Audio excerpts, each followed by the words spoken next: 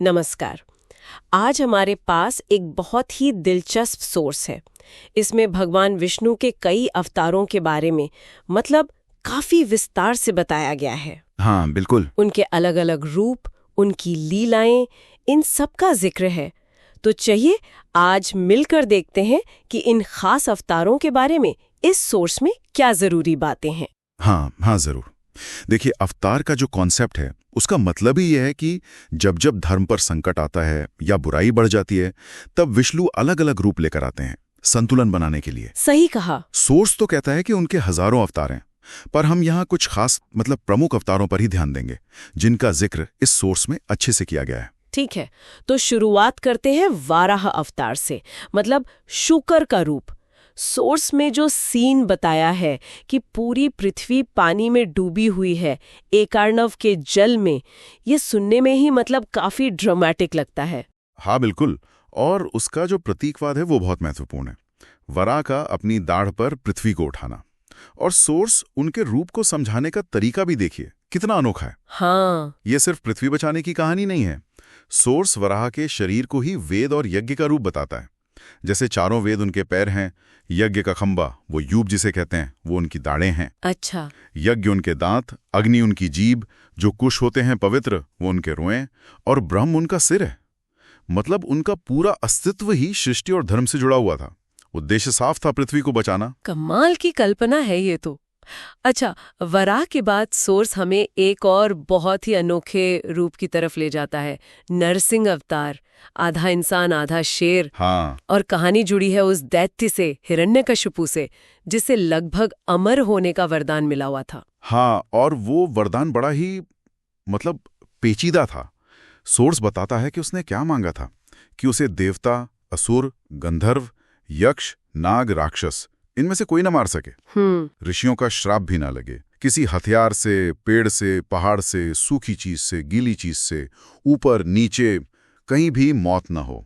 बाप रे। और आखिर में ये भी कि जो उसे उसकी पूरी सेना समेत एक ही थप्पड़ में मार सके, उसी से मरे।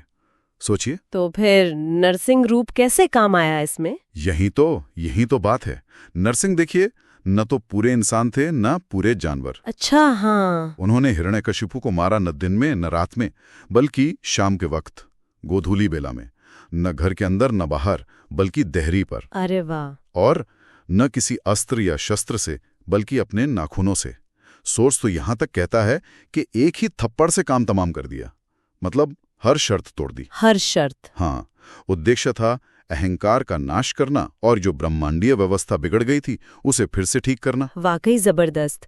इसके बाद सोर्स में वामन अवतार का जिक्र आता है, एक छोटे कद के ब्राह्मण का रूप, और राजा बलि के यज्ञ की कहानी। हाँ, राजा बलि बहुत दानी थे, इसमें कोई शक नहीं, लेकिन उन्होंने देवताओं का राज्य छीन लिया था। तो वामन रूप में विष्णु उनके यज्ञ में पहुंचे और उनसे बस 3 कदम जमीन मांगे। सिर्फ 3 कदम? हाँ, सिर्फ 3 पग। बलि तो महादानी थे, वो मान गए।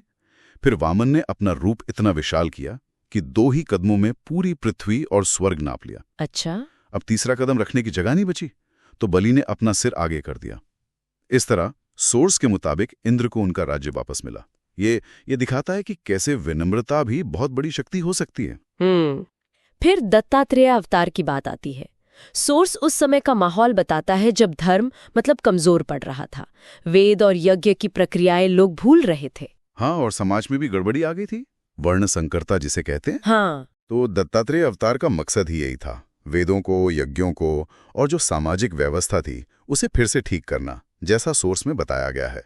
उन्होंने राजा कार्तवीर्य अर्जुन को 1000 भुजाओं का वरदान भी दिया था, इसका भी जिक्र है सोर्स में। अच्छा, ये भी है। फिर अगला नंबर आता है परशुराम का, एक ब्राह्मण योद्धा, उनका क्षत्रियों के साथ संघर्ष, और खास तौर पर कार्तवीर्य अर्जुन का वध, ये सोर्स में काफी जोर देके बताया गया है। हाँ बिल्कुल, सोर्स में लिखा है कि परशुराम जी ने कार्तवीर्य को रथ से गिरा के उसकी वो जो 1000 भुजाएं थी उन्हें अपने फरसे से काट डाला। बाप रे। और सिर्फ इतना ही नहीं, उन्होंने 21 बार पृथ्वी से अहंकारी क्षत्रियों का नाश किया। फिर अश्वमेध यज्ञ किया, और जितनी जमीन जीती थी वो सारी कश्यप ऋषि को दान में दे दी। 21 बार? हाँ, और सोर्स ये भी कहता है कि वे आज भी महेंद्र पर्वत पर तपस्या कर रहे हैं। अच्छा, त्रेता युग में फिर आते हैं श्री राम, मर्यादा पुरुषोत्तम, वनवास, सीताहरण, रावण से युद्ध, ये तो हम सब जानते ही हैं। पर सोर्स में क्या खास बताया गया है? सोर्स रावण की ताकत पर बहुत जोर देता है, बताता है कि देवता भी उसे हरा नहीं सकते थे। फिर राम के धर्म के रास्ते पर चलने की बात है, कैसे उन्होंने राक्षसों का संहार किया, मारीच, सुबाहु और भी कई। खेल खेल में ही शिवजी का धनुष तोड़ दिया और आखिर में रावण पर विजय। हाँ।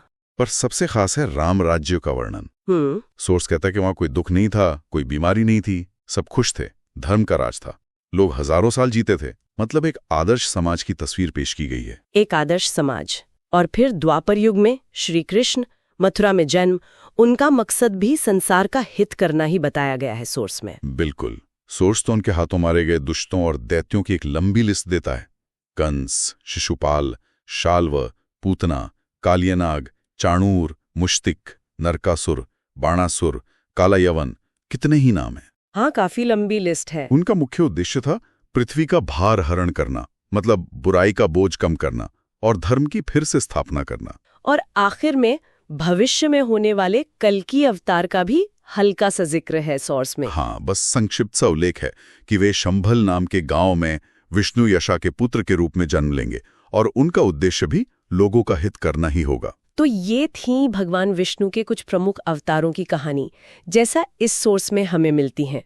हर अवतार का एक खास मकसद रहा, संतुलन को ठीक करना, धर्म को बचाना। हाँ, और सोर्स के मुताबिक इन कथाओं को सुनना या कहना भी बहुत पुण्यदायक है। बिल्कुल। और जाते जाते एक बात सोचने के लिए छोड़ जाते हैं, ये सोर्स हर अवतार को एक खास रूप और काम से जोड़ता है ना, जो उस समय की किसी खास चुनौती का जवाब था। हाँ बिल्कुल। इस परंपरा के हिसाब से ये हमें समय और धर्म के बदलते स्वभाव के बारे में क्या सोचने पर मजबूर करता है, इस पर गौर किया जा सकता है।